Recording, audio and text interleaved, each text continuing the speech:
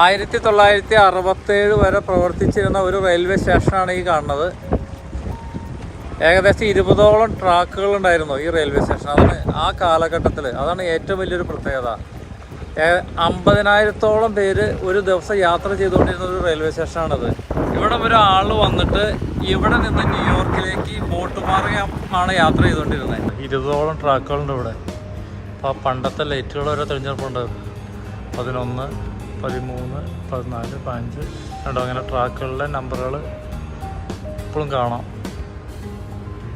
ഇവിടെ മുകളിൽ എഴുതി വെച്ചുകൊണ്ട് ഫെറി കണ്ടോ.